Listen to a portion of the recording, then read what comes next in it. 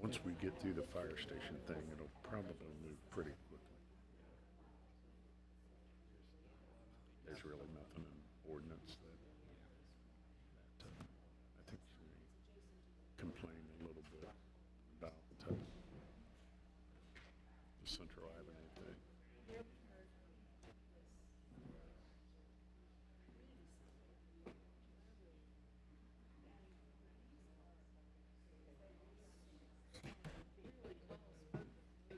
I was going to sit upstairs. I told the door manager not to let you in up there. Tell you you had to come There's down not a here. door manager. Oh, there's not. There's a pair of steps up there. I've sat up there before. Did you your meetings?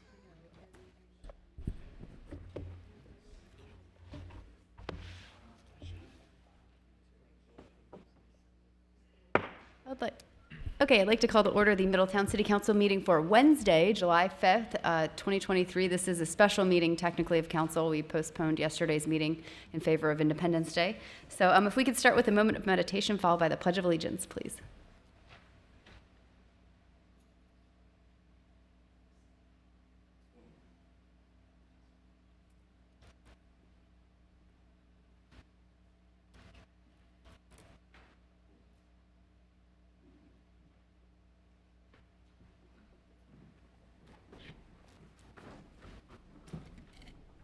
I pledge allegiance to the flag of the United States of America and to the republic for which it stands, one nation, under God, indivisible, with liberty and justice for all.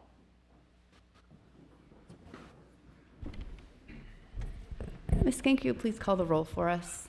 Mr. Moon. Here. Mr. Muterspaw. Mayor Condrey.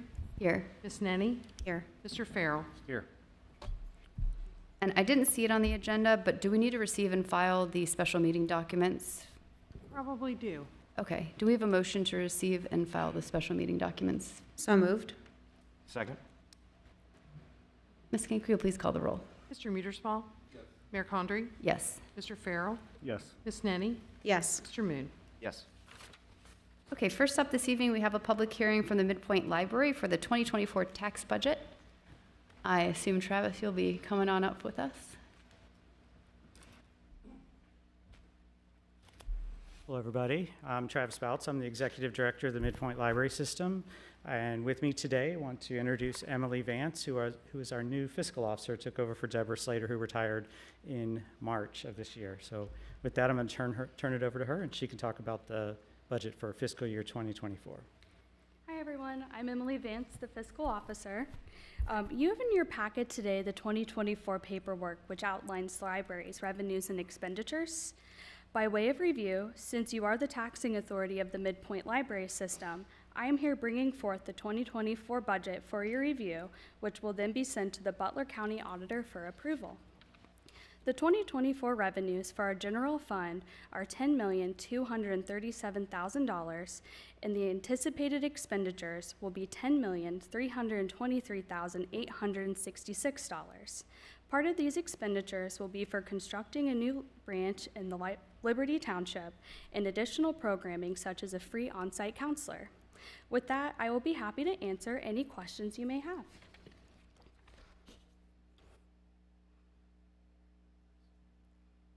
I know I can speak to having been on the library board and gone to many meetings that I know that I was impressed with the financial statements and all of the information you put forth. It's very detail-oriented, so looking forward to you guys continuing to be responsible with all of our taxpayer dollars, and we appreciate all your programming that you're putting on, too. Thank you very much. Any other questions from council? Well, gosh, that was Cool. Thank you. great. Thank you. So seeing as this is a public hearing, all of the information and details about the budget are in the council workbook. I'm sure you all went through it in its entirety. At this point, we'll open the public hearing up for anyone who wishes to comment in favor of the Midpoint Library 2024 tax budget. If you would like to speak in favor of it, please come on up to the dais, state your name and address for the record, and we'd love to hear from you.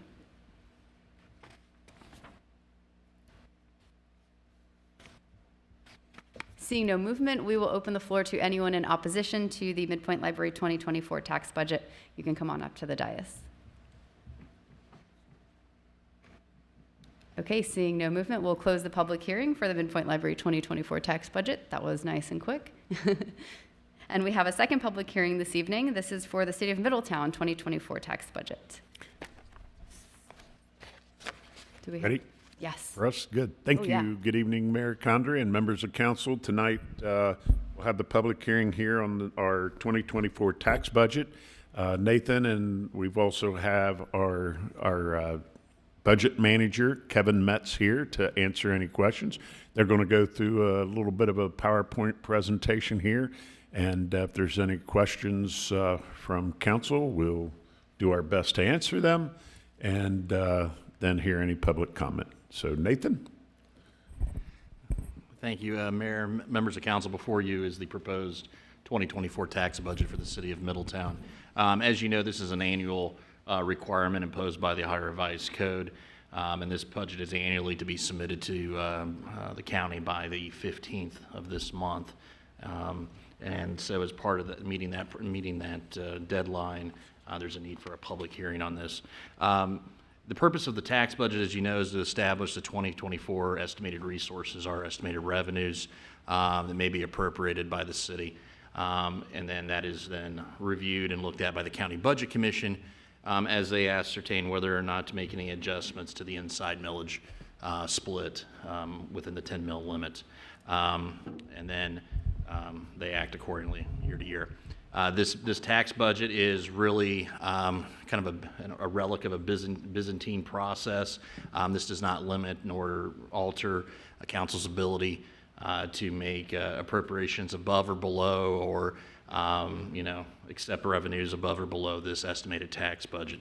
But what is more important is that the tax budget proposal is submitted to the county to justify the continuation of the city's property tax millages. And we have right now 6.9 mils of property tax. 2.75% is restricted in use. 1 mil, as you know, is for the construction of the fire stations that we'll talk about later this year, or not this year, tonight. And then a breakdown of some other uses. But what's important here is the passage of this tax budget then kicks off the County Budget Commission's review process that then sets and hopefully continues the collection of those levies for the city. And with that, I'm happy to answer any questions.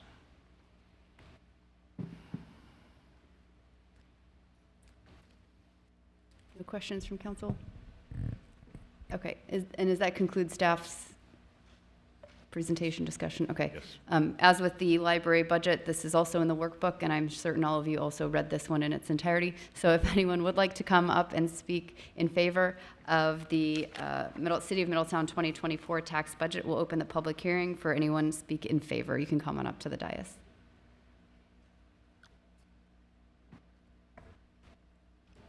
Okay, seeing no movement, we will open the floor up to anyone who wishes to speak in opposition to the City of Middletown 2024 tax budget.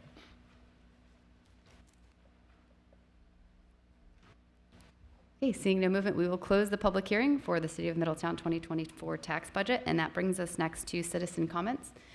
This evening, we have 12 citizen comments that have been submitted. I just remind you, please come up to the dais, state your name and address for the record, and we have a total of up to 4 minutes for each person. I'm going to state a name, and I'll state who's next. That way the person's ready to go as soon as the first one finishes. So first up this evening, we have Dwayne Gordon and then Sue Whitman.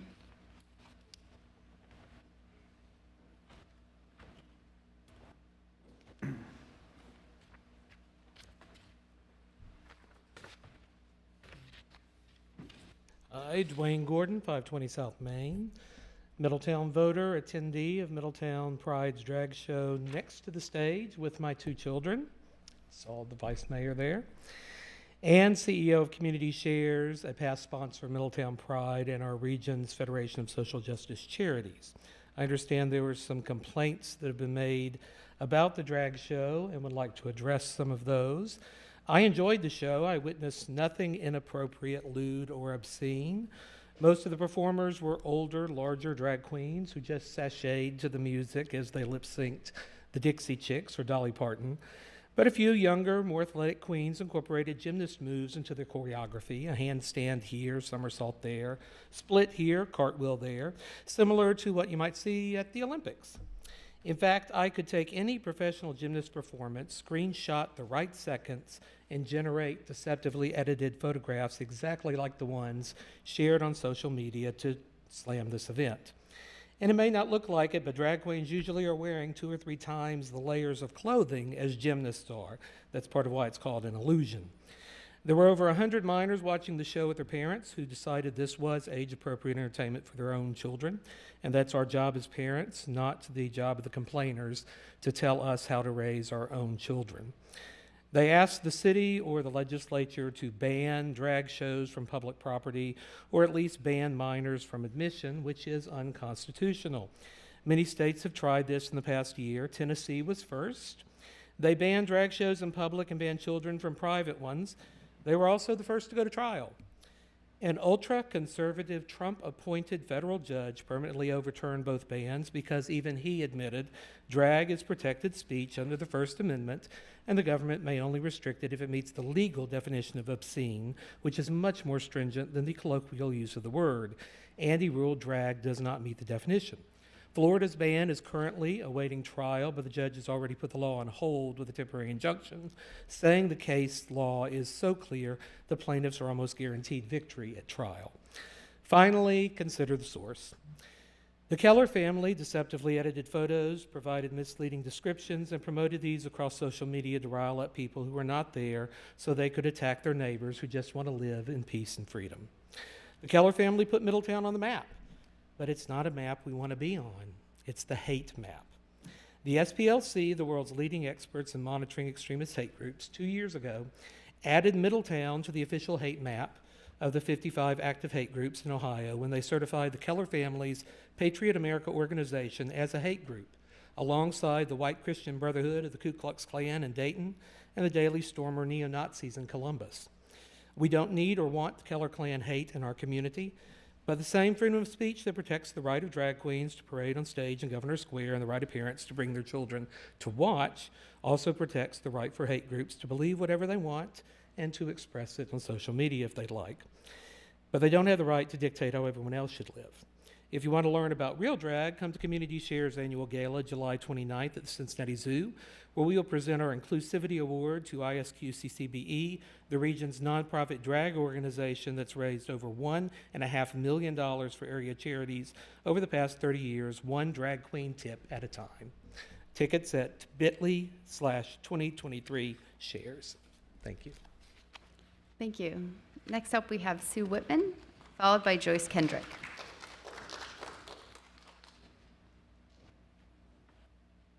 Hi, my name is Sue Whitman.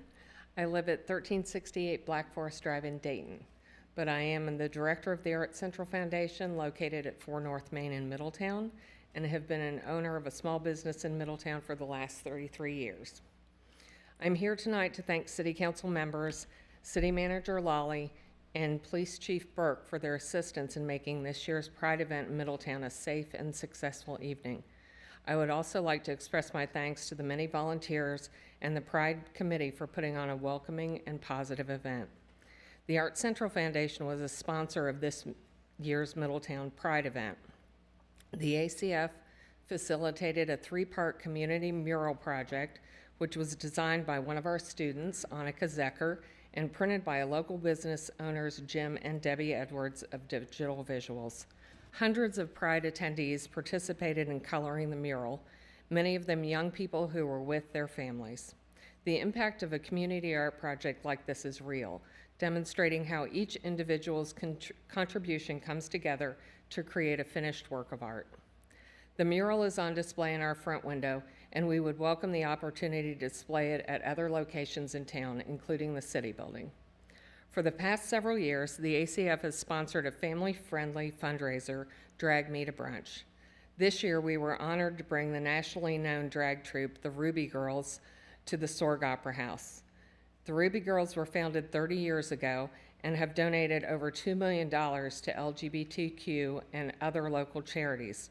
Hosting the Ruby Girls was the Art Central Foundation's most successful fundraising event to date and allowed us to become a Middletown Pride event sponsor for the first time this year. Personally, I feel it's vitally important to provide a safe space for individuals to be their authentic selves. Professionally, I have seen this in the art classes offered by the ACF, allowing students to express themselves creatively through their artwork. Spaces like these contribute to increased self-confidence and self-awareness. Middletown's Pride Festival is also one of these spaces and should continue to be a safe and welcoming event for our community. Thank you. Thank you. Next we have Joyce Kendrick, followed by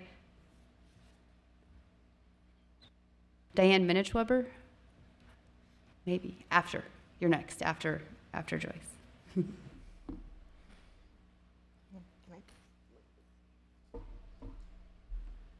Hi. My name's Joyce Kendrick, 305 Baltimore Street in Middletown.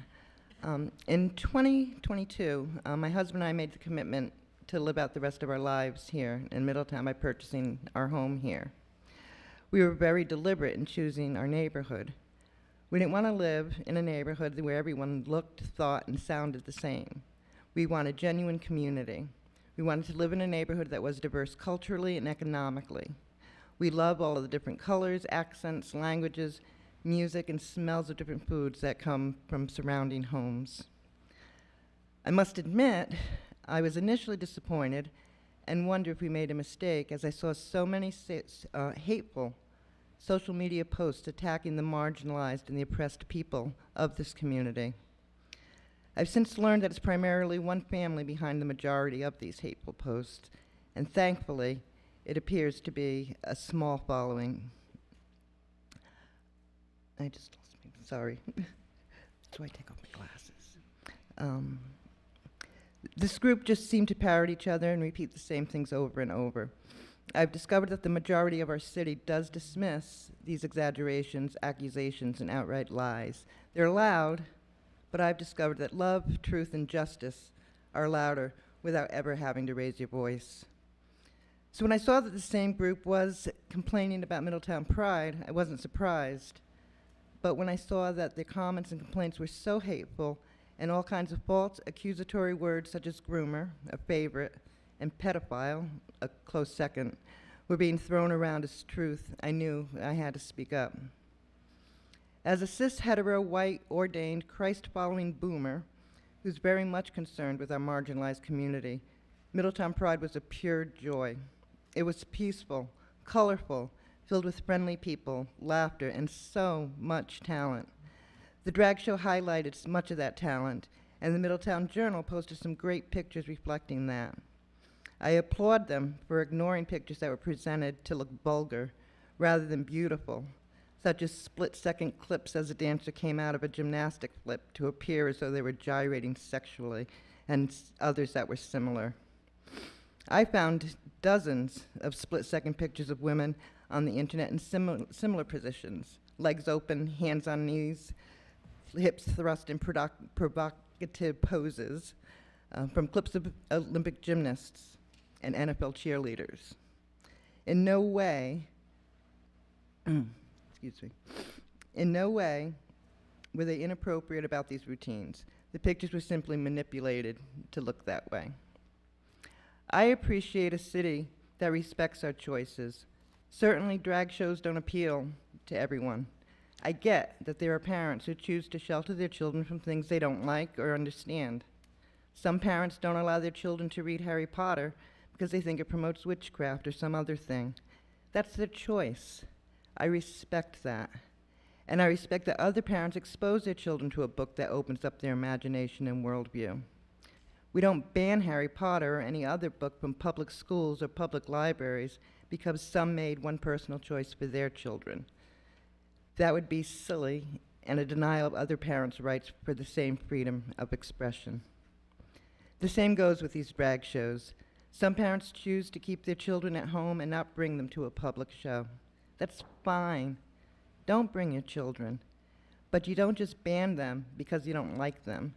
You allow others the same freedom and respect to make their choice for their children, the same demands that you make for your own. A community is made up of everyone, including people that don't look like you, think like you, love like you, dress like you, speak like you, pray like you, or vote like you. As Zach Farrell said in his reply to my email, it takes all of us to create a community.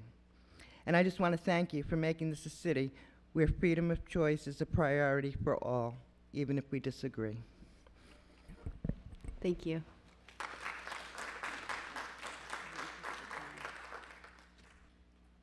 Next, we have Diane Minischweber. Weber. I know, Minnie it's Weber. spelled with an H, but sounds like. Okay, and then okay. followed we have Gina Davidson. Okay. Hi, my name is Diane Minnick Weber.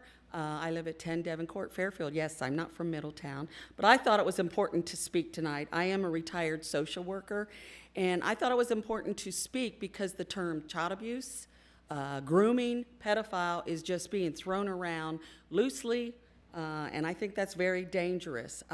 I worked 20 years as a school social worker. I worked 7 years with Butler County Children's Services. And I first want to say, you know, the definition of a pedophile is a person that abuses their position of power or authority. They are sexually attracted to children. And this has been thrown out with regard to the drag show, which has nothing to do with that. For one thing, a pedophile would not be, they do not want to be out in the open. They want to hide. They hide in places like churches, as pastors, in places like schools, teachers, coaches, I mean, anywhere where children are. Because what you need to understand with child abuse, what they do with the grooming, they get themselves in an authoritarian position that is trusted by the child, and then they take advantage of that trust of the child. A drag show, again, has nothing to do with a relationship with children. They're watching a show. That's not where you form a relationship. It's not grooming children toward any kind of sexual abuse. And I think what's dangerous here, it then distracts us from really watching where this may happen at. Like I said, in various places where pedophiles want to hide and become trusted people in the community. That's just what it's about, so they can take advantage of children. The best way to take care of fighting, if you really believe in fighting sexual abuse, is to empower the children and teach them how they can protect themselves against it. As a matter of fact, as a school social worker, I used to teach a program to children about that, how they could protect themselves. And I had a lot of children say to me, you know, tell me about instances, and they would come out and talk about it, and you would find out about it. Never have invested a drag queen for child abuse, just want to add that also. But anyway, the sad thing is this program probably would not be allowed to take place in a school today because of the attacks on the school, which is very unfortunate for the children, because it would be misconstrued as sex education, which it is not, and how unfortunate, again, it is for the children. So all I want to say to the parents, you want to protect your children against sex abuse, you teach them well. You teach them how to protect themselves instead of distracting and going after drag shows that has nothing to do with child abuse. Thank you. Thank you. We have Gina Davidson, followed by Mary Johnson. Hello, good evening. I'm Gina Davidson, 772 Lake Forest Drive, Lebanon. I want to thank you all for letting this Pride event take place. It was wonderful. I saw no debauchery. I was there. I am a retired pediatric nurse, so I care very deeply about children and what they see, what they do, and how they're cared for. I saw nothing there. Again, little photos taken out of context, and the pedophilia things thrown around, which I really did a deep dive and tried to look into that and found nothing. You know why? Because it's a non-issue. It's not even relevant. And for those people who are trying to throw all that around and the grooming and all this and that, perhaps you should spend your time more usefully, like look into human trafficking and what we can do about that. And, you know, those type of things. That might be a little more useful. than throwing around lies. Also, I'm excited that Lebanon's going to have their first one next year, and I hope you all can make it because it's a day of fun, love, kindness, and all around goodwill. Thank you for your time. Thank you. We have Mary Johnson, followed by Morgan McIntosh.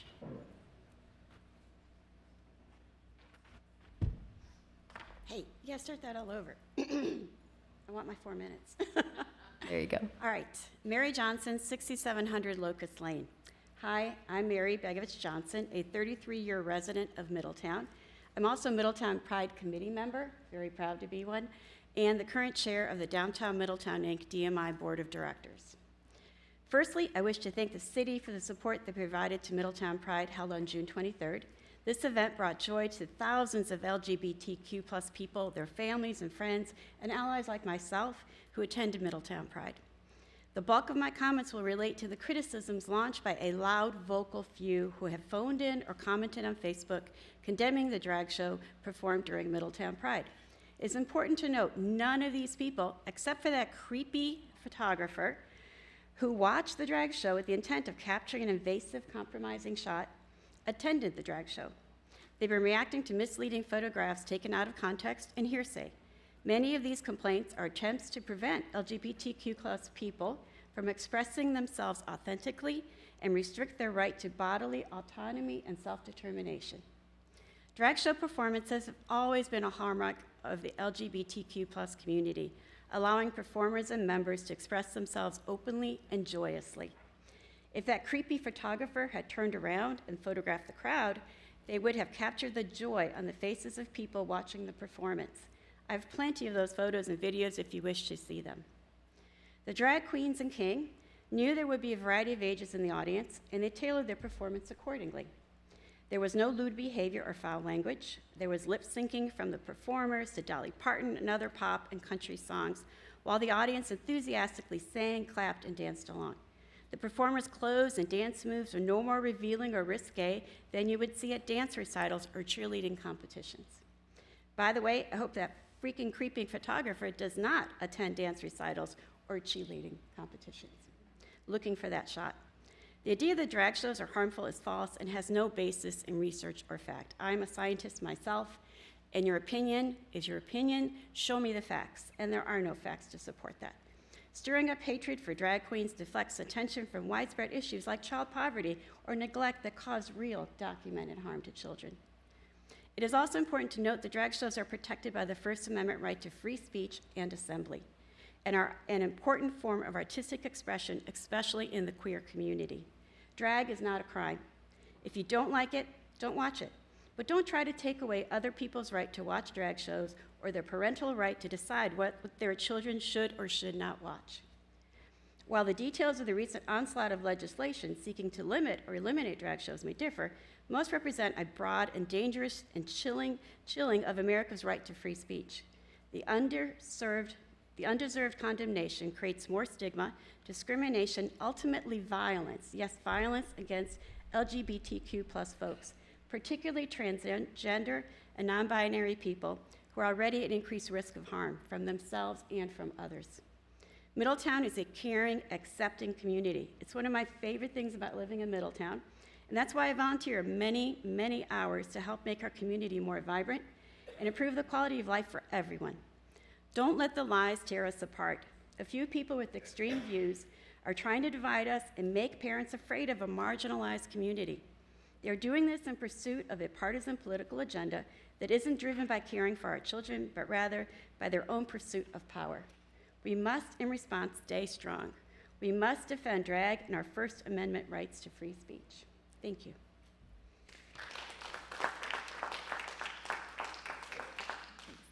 Next, we have Morgan McIntosh, followed by Jeff Payne.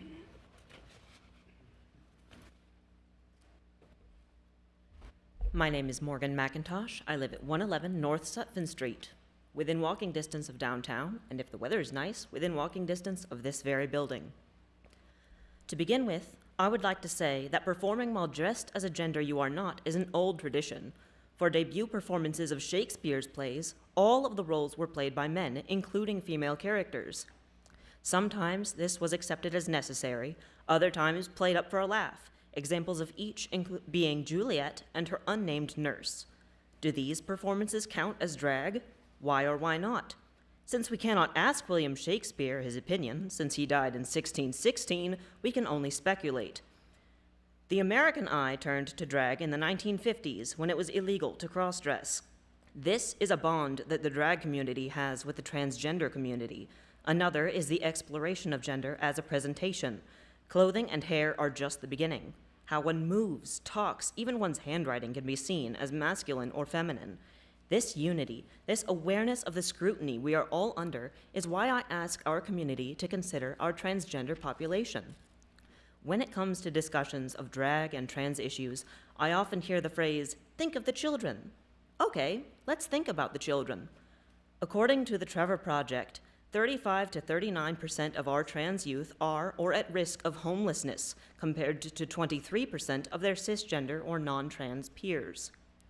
According to the National Library of Medicine, trans youth are at higher risk for suicide than trans adults.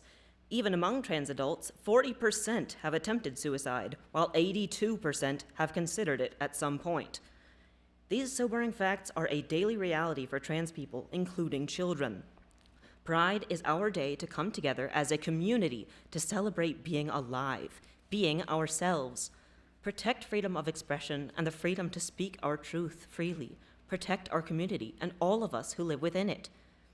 When trans people, including young people, see drag performances, they see more than tall wigs and sequins.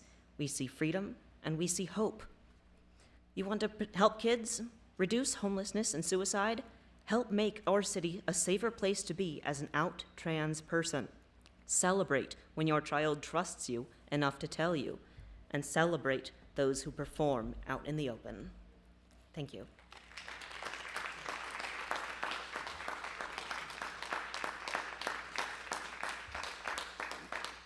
Next, we have Jeff Payne, followed by Susan Priest. And I'm grateful for all of the good handwriting tonight. Thank you, guys.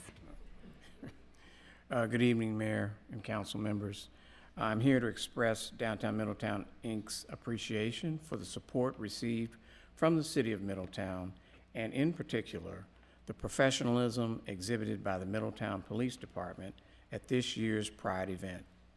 The Pride event, like Women's Wine and Chocolate Walk, First Fridays, Thunderfest, Dog Day Downtown, and Hocus Pocus, are economic development events for our community.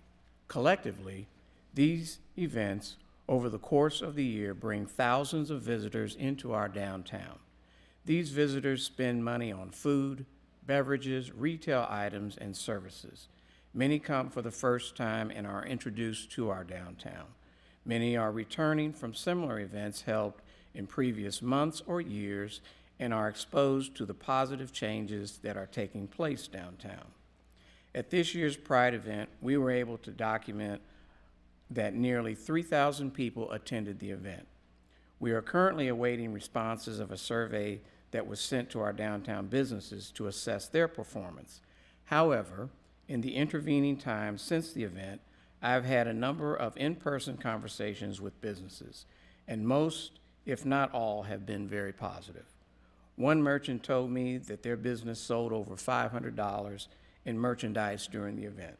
A number of our restaurants stated that they had strong sales, one noting that they were completely sold out by the end of the event.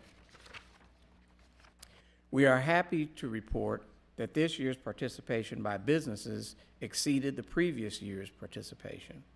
While we are still calculating our volunteer support, it appears that those numbers are up over the previous year as well. That's important, you know. DMI serves as the fiscal agent for the annual Pride event. We want to congratulate the Pride Committee on their successful event. The Pride event is another example of the collaborative effort by our community stakeholders to work in participation with the DMI to fulfill our mission, which is build a vibrant community, unify downtown businesses and organizations, improve downtown's image and appearance, leverage historical preservation, develop a strong economic base. Again, Thank you, City of Middletown, for your support.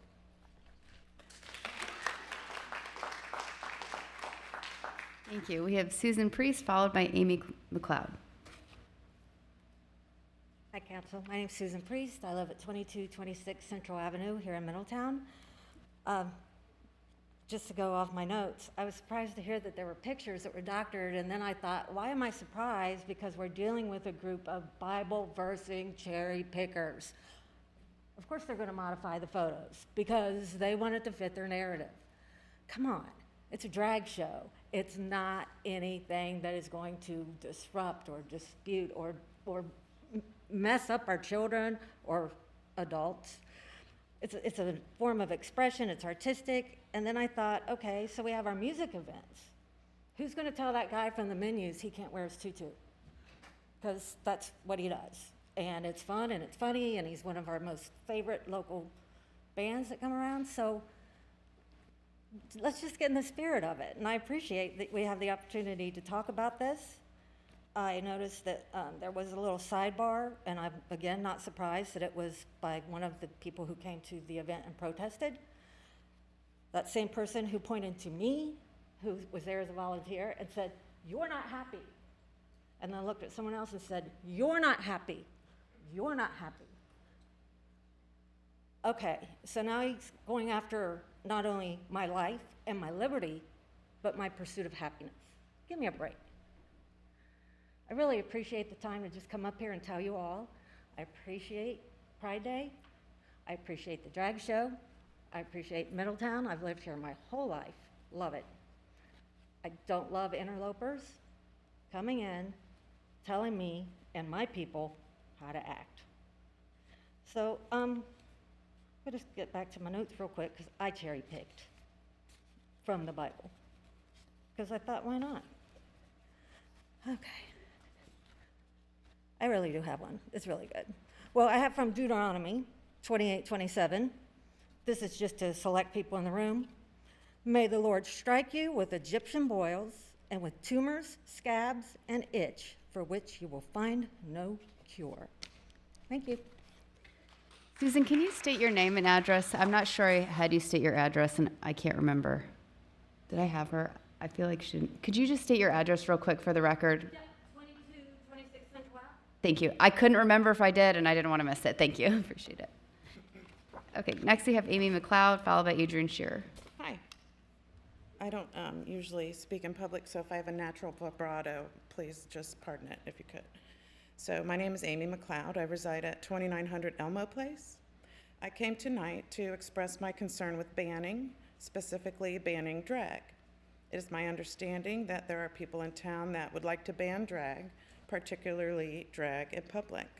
They've seen pictures of recent Pride performances, not unlike anything we see in pop culture, live music, people in leotards or less bending this and that way, leaving little to the imagination. It's on every other television commercial and on many magazines as we stand in line at the grocery store and the like. Children may not even realize they're watching people born with man parts. Most often, unless their adults point in judgment, they have no idea.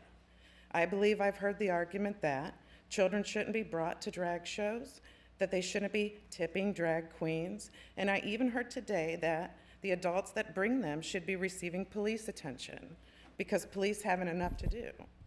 I don't want to live in a town that stifles self-expression, anyone's, even if it makes me uncomfortable. For instance, I don't personally believe that I need to show up at church regularly to know God, to have fellowship, and to love my neighbor, any neighbor. And as long as my neighbor isn't hurting themselves or others, I'm happy to either know them or not know them.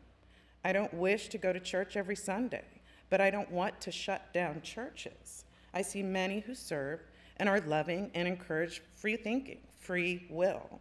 Again, I don't wish to shut down the places I don't feel particularly drawn to and sometimes even feel repelled by. I just am not going to join any congregations. It's simple, really. I get to make choices for me, no one else, not even if I believe what I see others doing is to their detriment. That one is hard. If you're not into drag, I suggest you don't attend. It isn't your job to save anyone. It isn't even your job to save a child that isn't yours from the decisions that their parents make. Another hard one, I know. What you can do is worry about you and yours and let CPS determine if abuse or neglect is happening. Is it the money, the tipping? Maybe there's a middle ground on the subject of public drag. Perhaps in the MIDI, we can throw flowers on the stage instead of tipping with dollars to show appreciation for the art form when the drag show is public. There is a middle ground, and with some more conversation, I think we can find it. I'd like to see Middletown set a precedent that we value diversity and we figure out conflict. I am asking you not to ban brag. I too am a former pediatric nurse. I care a lot about children. There were no children harmed. 0 children were harmed. I was there. So thanks. Thank you. Next, Adrian Shearer, followed by Dave Pierce.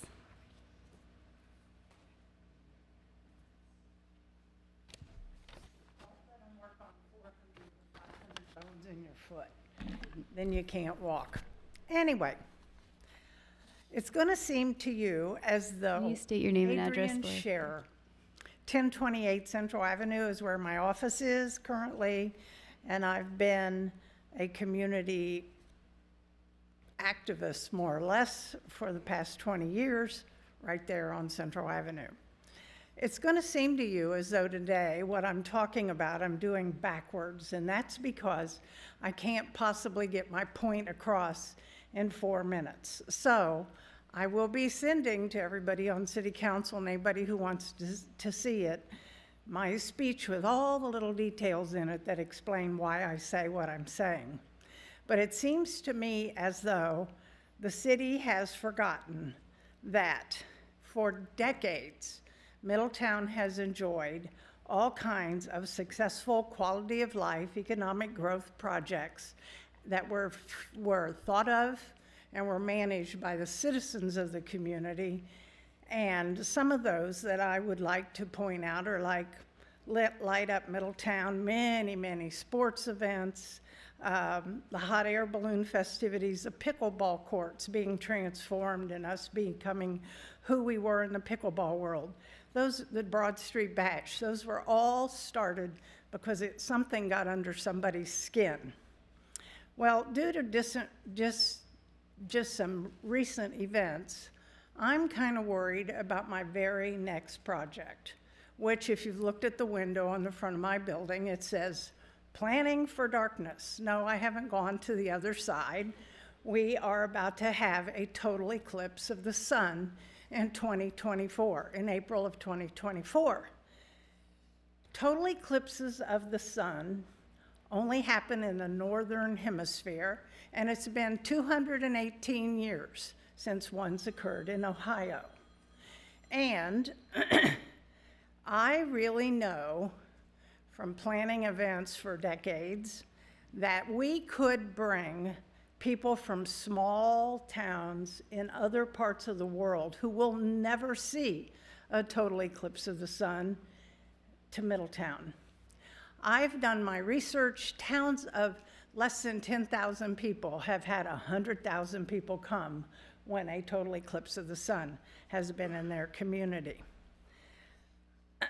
I need some help though, because the last 2 events that I had planned and spent lots of energy and time and grant applications planning were canceled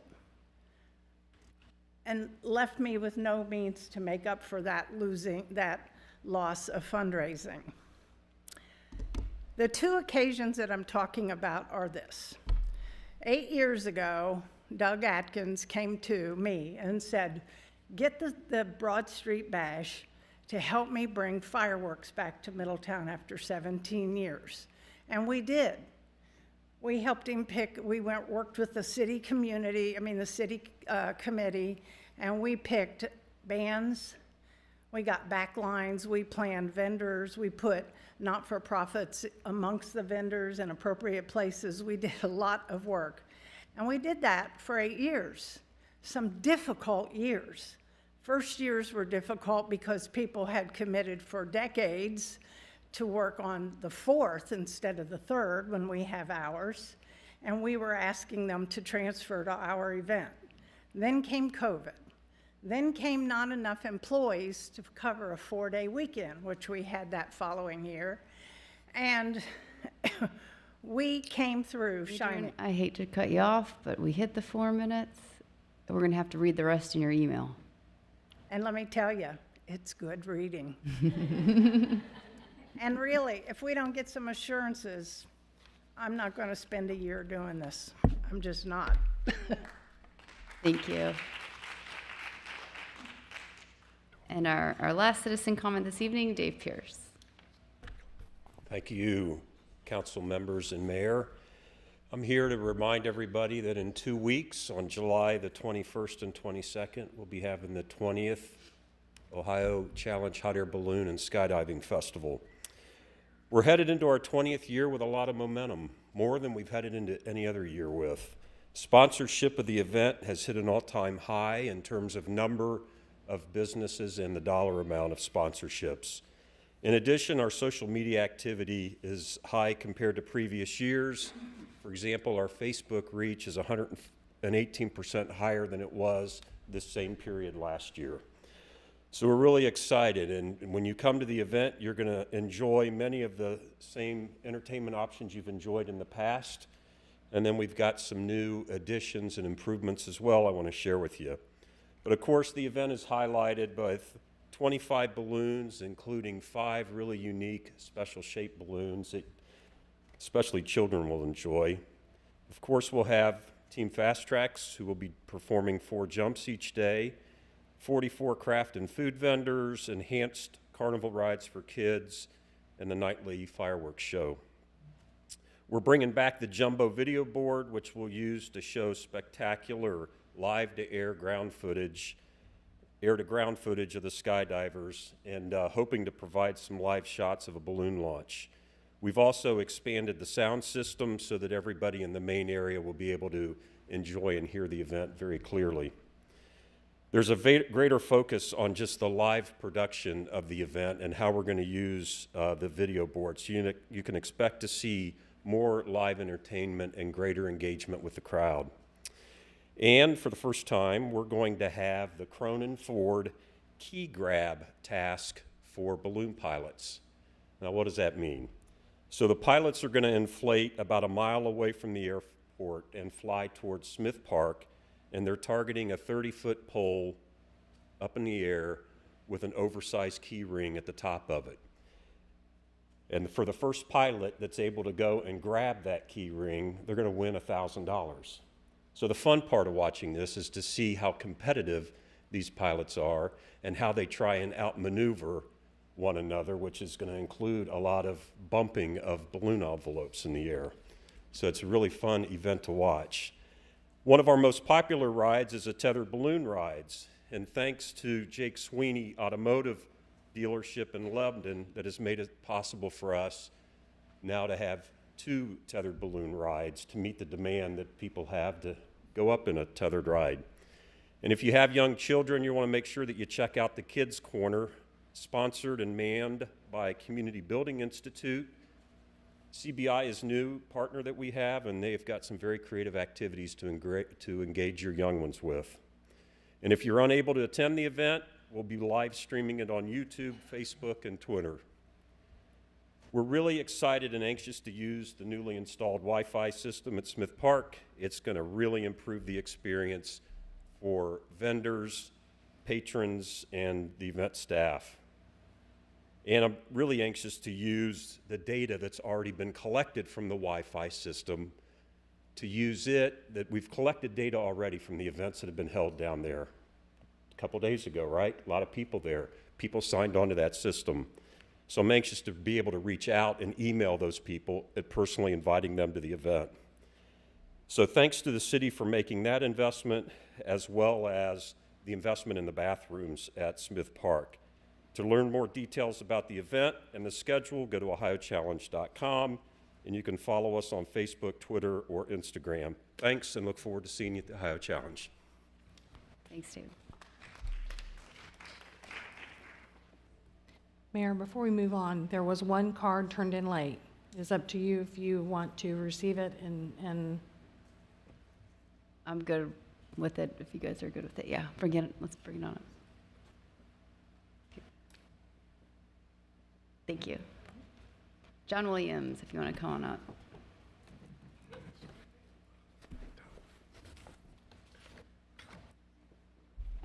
My name is John Williams. My business address is 3481 South Dixie Highway. I'd like to give that address other than my residential for safety reasons. I'm a assistant pastor at Antioch Fellowship in Centerville, Ohio. I was born and raised in Middletown, Ohio. I'm a veteran, United States military. And since the end of 2010, I have been standing on the street corner. When I'm not preaching in a church, I'm preaching on the streets of Middletown and Cincinnati and Columbus. I've preached as far all the way from St. Petersburg and Moscow, Russia, all the way to Hollywood, California, at Pride events, at other events.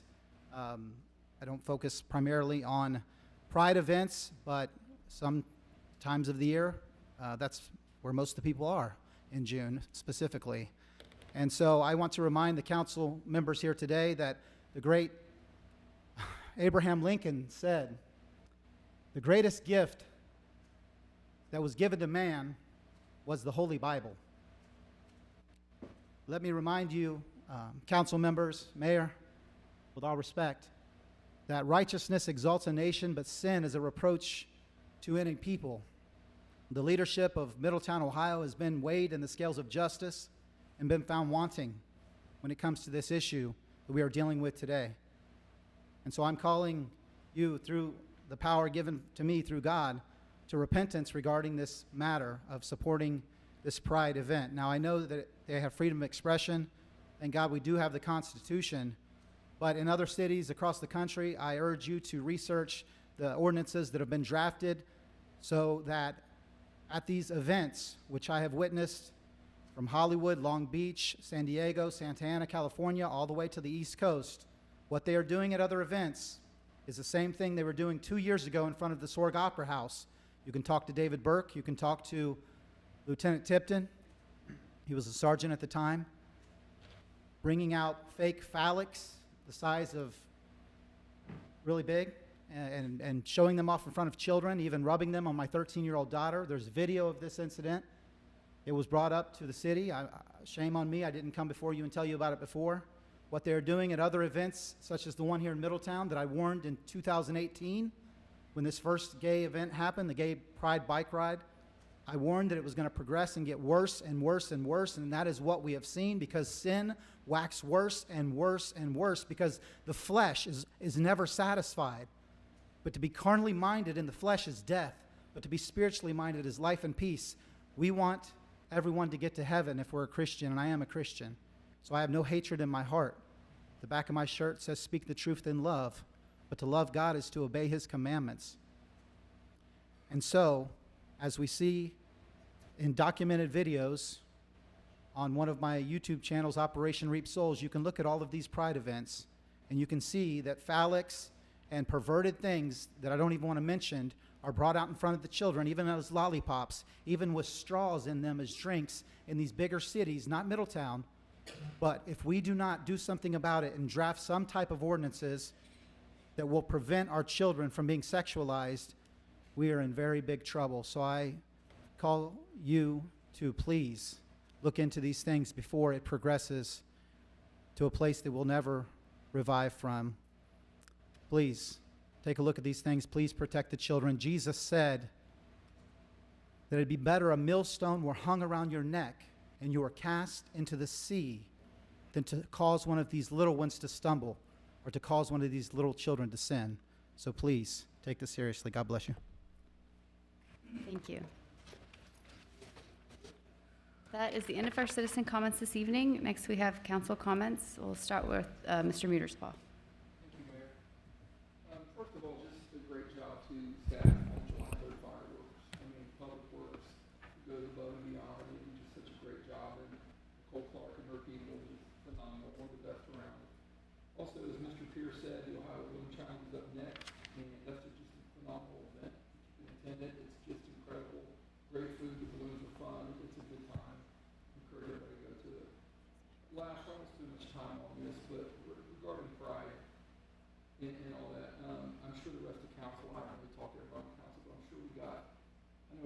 emails and messages that I got and text messages attacking staff, the police department, some of the people in the building who approved permits. I just want to clarify one thing.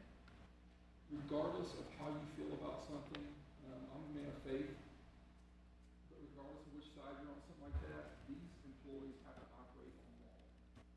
It's that simple. So when you text or you send messages that Paul Lally should be fired, David Burke should be fired for allowing this to go on, they have to operate on law and policy. So when you say those things, that tells me you're not paying attention, you're not researching, you're not reading. They've reached out to the prosecutors, which is what any good chief or any good manager would do, to see if anything happened. They reached out to Children's Services, and like I said, regardless of what side you're on, these employees have to operate within policy and law. They can't just arrest people because you don't agree with something or you think a crime was committed. That's why you go to the prosecutor and get that. So they did that. So please, in the future, you could be mad at us up here. You could be mad at people at an event, regardless of what event it is, not just Pride. But do not attack staff for doing their job and falling under the law that they're supposed to be doing or allowed to be doing. I think that, staff gets these permits, they sign up on things. What goes on, and if there's an issue, that'll be dealt with down the road, regardless on any event. But please, just in the future, be cognizant that staff is doing what they're legally entitled and righteous to do. I think that's important to know. They don't deserve the scrutiny for things that they did not do. That's all I have. Thank you. Mr. Moon. Yes, I agree with Mr. Muterspaw on all 3 points. I won't repeat it in the interest of time, but I did want to thank the school board. If you weren't here before our meeting, we did have a meeting from 3:30 to 5:30 on the Sunny Hill Community Center. A lot of good discussion. I'm sure we're going to talk about it more tonight, but did want to thank them for showing up on a day that they don't normally meet in session to discuss this with us. And that's all I have. Thank you. Ms. Minnie. Thank you, Mayor. I just have a few comments. I'd like to also thank the Middletown City School Board who joined us for the joint session on the Sunny Hill Community Center. Both they, my fellow council, and city staff have put countless hours into presenting an opportunity for us to construct an updated and functional center to support quality of life in our community for generations to come. And I look forward to further discussing funding and fundraising options to bring this very meaningful project to fruition. I also want to thank everyone who came down to Chambers tonight to exercise their First Amendment rights to free speech, press, assembly, and to petition their government. As an elected member of this governing body, I work diligently to protect the equal and fair treatment of all individuals and groups in our community and was honored to share a proclamation on stage to commemorate the Pride event and the struggle and oppression that the LGBTQ+ community has historically faced. As a downtown business owner, I also want to share that the folks who came downtown to celebrate Pride a few weeks ago, and for each of the years that we've been sponsors and participated in the event, have all been very respectful and considerate of our downtown and of the mixed age range of event attendees. The City of Middletown Police Department was present for the protection of all event goers, and I'm confident that they acted appropriately in their response to any unlawful behavior that occurred that day. They are present at all of the highly attended events that we have throughout the city for the safety and well-being of our residents and guests. And speaking of highly attended events, I just want to share how nice it was to see so many members of our community coming together to celebrate our Independence Day. From movies in the park to fireworks and parades, it was a star-spangled weekend in Middletown. So big thanks to Nicole Clark and Jerry Lewis, the many volunteers, and our city staff for all of their hard work. Thank you. Thank you. Mr. Farrell. What else can I say? I think that's pretty much all. Thank you. Well said. Thank you.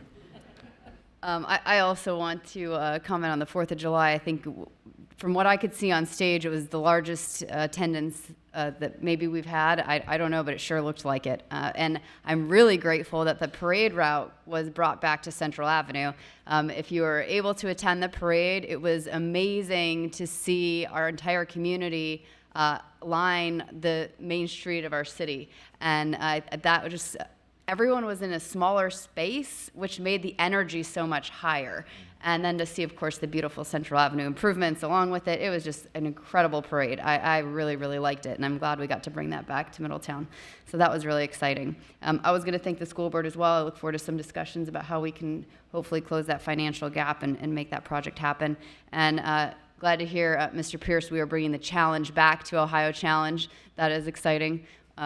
Very, very cool. And I'm really grateful for all the volunteers in our city, to include Adrian, who put on events and volunteer their hours for our city and our culture and everything that we do. I know Dave himself, he even went out to the Albuquerque Balloon Festival or Fiesta just to see what the epitome of a balloon fiesta is, so he could bring it back to Middletown. And they've done an incredible job improving that here and making it a destination event. So thank you to everybody who volunteers in our city. We need you. We want more of you. If you can duplicate yourselves, that would be great. So that's all I have this evening. That brings us to city manager reports. Okay. Thank you, Mayor. I just want to bring up a couple things before we get to the fire station funding. And the first thing is to say thank you to Nicole Clark and Public Works for the awesome July 3rd event they put on. The whole thing was fantastic. The bands were awesome. The crowd was incredible.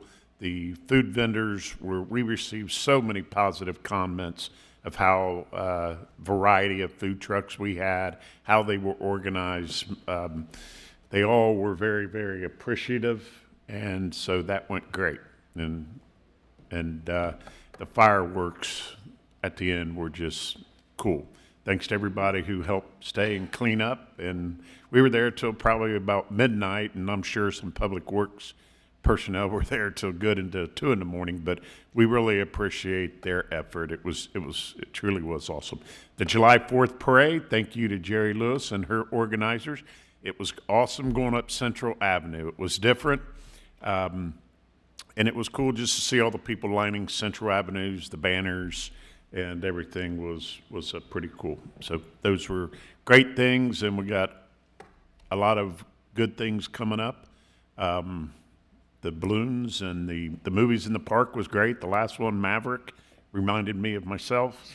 Oh my God. Okay. But it was a pretty cool movie. So that's all I have. So what we're going to do now is discuss with you the fire station funding. And I think this time Nathan does have a PowerPoint presentation. I got that mixed up a little earlier when he said we have a PowerPoint. So Nathan, I'm going to turn it over to you, and then we'll open this up for discussion. Thank you, Paul. Mayor, members of council, we're nearing a kind of a decision point where we're staff's asking for some guidance as to how best to proceed in regards to the construction of the planned new fire stations throughout the community. If you go to the next slide, please. So as council was presented, I believe back in April, preliminary estimates of where we believe the costs of the 4 fire stations are going to land in aggregate. And that is with some contingency, but that's landing in a little bit north of $26 million. And as council knows, the levy is to bring in 16.8 or enough money to cover the borrowing of the 16.8 that we borrowed last year. As council is probably aware as well, Pepper Construction, our construction manager, is in the process of bidding out the site work packages for all 4 sites. And so we're getting now into the stage where you as a council are going to be asked to authorize the award of various contracts for the physical construction of these sites. And so it's of paramount importance to have you folks think about this, come to some sort of consensus, and direct staff accordingly as to how you wish to proceed. As you know, the plan of action is not to simultaneously build all 4 stations at once, but in a staggered progression of 2 stations to be bid out and hopefully awarded this fall. I think it's September timeline. He's right at my 6 o'clock. I can't see him. And then the following 2 stations would be bid out in early spring of next year. as a management decision in terms of having to manage all those projects or those sites simultaneously, as well as hopefully we can realize some cost savings. But if we go to the next slide, we hit upon that. This is the worst case scenario, and we just want to throw it out here. We're looking at a $9.8 million gap. That's our worst case. Do we believe as a staff we're there or we're going to be at that number? No. But it kind of gives you kind of the order of magnitude that we're talking about. And if we'll go to the next slide then. Staff has identified 3 potential options for council to consider. They're not mutually exclusive. We can also obviously entertain a combination of these. What was originally thrown out at our council retreat work session in late January was some consideration of utilizing some of the general fund reserves. And not knowing what we didn't know at the time, that seemed to be something that it was going to be a little tight, but there was a potential to where staff said, we believe we can swing that. There is a certain amount of currently uncommitted ARPA dollars that could be utilized for the construction of these stations. And then there's debt financing. So if we go to the next slide. So let's break these down. So although previously suggested is to kind of break the gap, this is an option that at least staff's not recommending it to be used, at least in totality, as the only option. And really that is because of other supplemental appropriations out of the general fund that have occurred since then, and where we are on certain expenses and where we believe we're going to be on certain expenses before year's end that are hitting some of our general fund operations.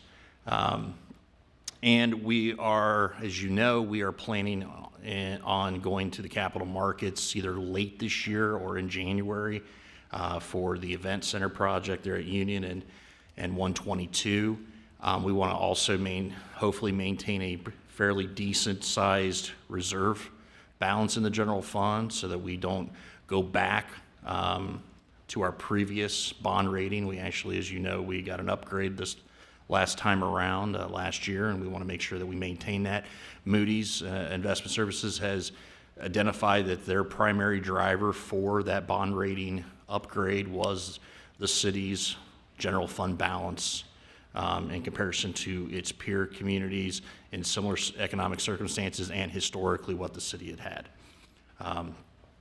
So that's something to keep in mind and kind of hopefully as part of your calculus as you're all landing on what the right decision is for Middletown on this. There is the ability to use, as I said, uncommitted ARPA funds.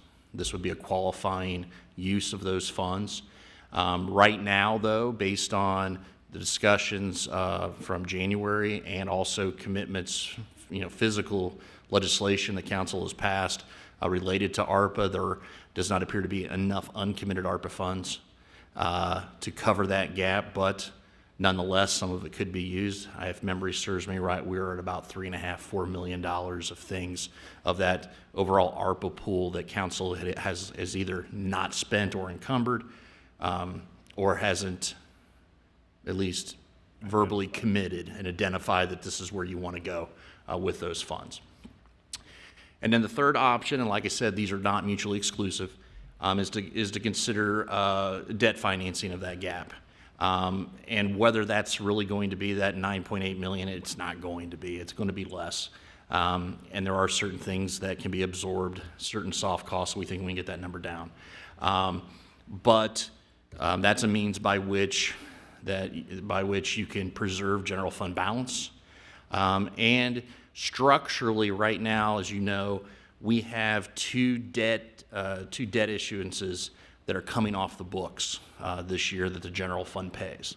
That is the original purchase of Atrium's property off of 122 and the purchase and construction of the Court of Appeals building. That's around, Kevin, correct me if I'm wrong, but that's about $650,000 a year that the city has been carrying, has structured, and is used to carrying in the general fund year after year. Interesting enough, that worst case number is right in that same zip code. I just, if my math's right, it's somewhere around at the rate that we think we'll get. We're looking at probably about $620,000 a year in debt service if you decided to debt finance that entire worst case scenario number. But that is something that we're that we're currently recommending to you to really consider very hard. And also keep in mind, we also have some further debt reductions that come on, I believe, in 25, and that would be for the AK Research and the Bender Track sites. That'll be coming off the books as well. It's not in that 600,000 plus range, but it's probably somewhere in the neighborhood of about 200,000. And I don't think there's another slide. Oh, actually there is. But we really kind of hit upon why staff's now recommending the consideration of a debt issuance on this. It just seems to provide you folks and the city maximize flexibility as you're still dealing with some ARPA considerations and the like. It preserves our general fund balance, and it doesn't create a new debt burden that we're not already used to carrying in the general fund. And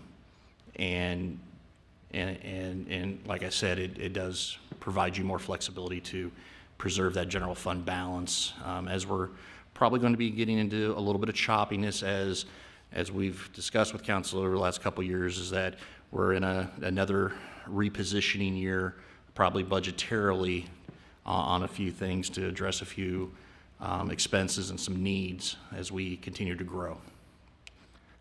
And with that, we're here to answer questions and provide you whatever information you folks desire. Wasn't some of that debt service already earmarked for the raises that were given out earlier this year? And does switching that put us in a position to not meet those obligations? It definitely helps.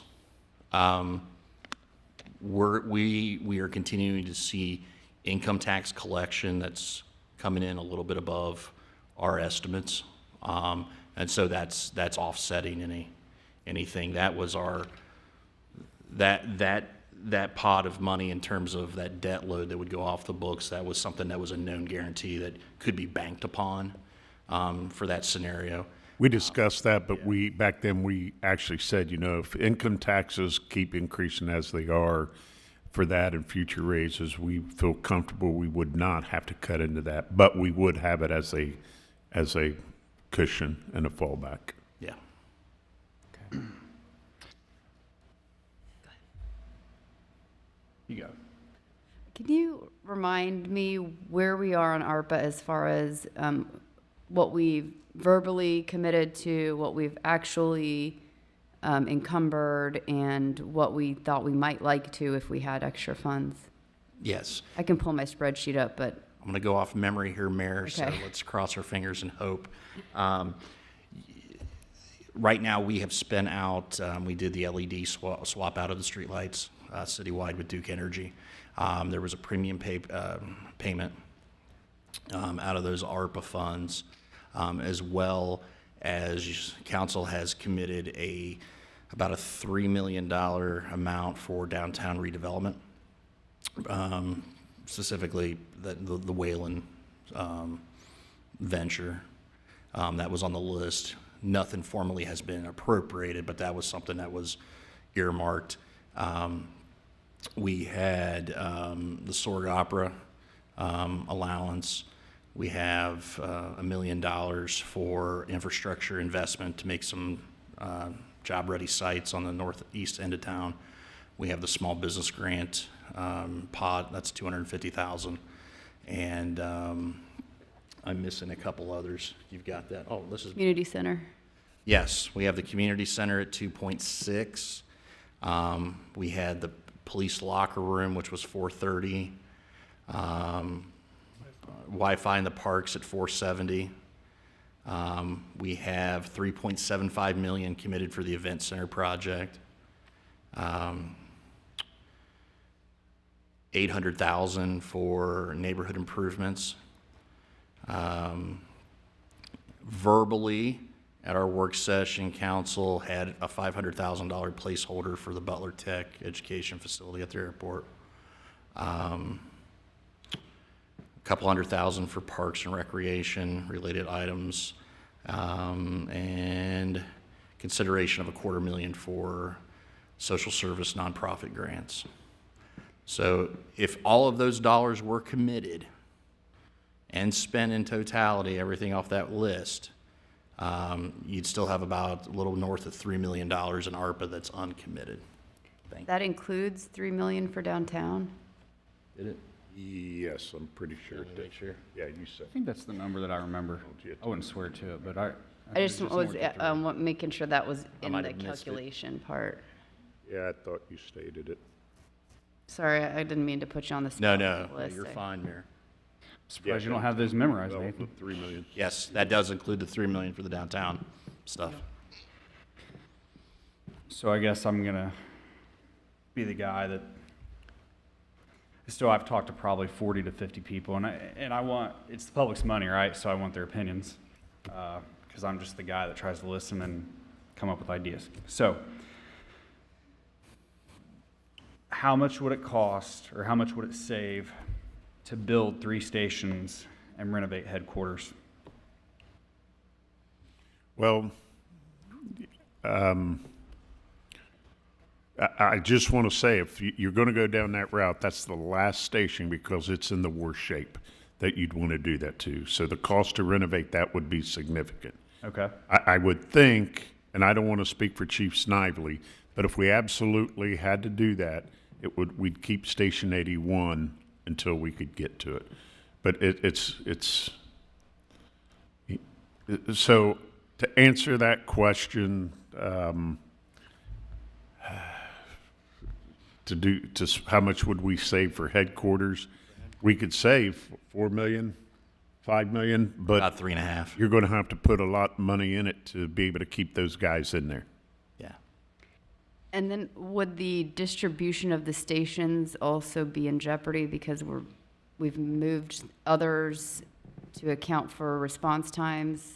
If we, I mean, it wouldn't, yeah, it'd cause a delay in the improvement of that. The other thing, and the thing that concerns me most, is we went to the community, we went to the public and told them, pass this levy and we're building 4 fire stations.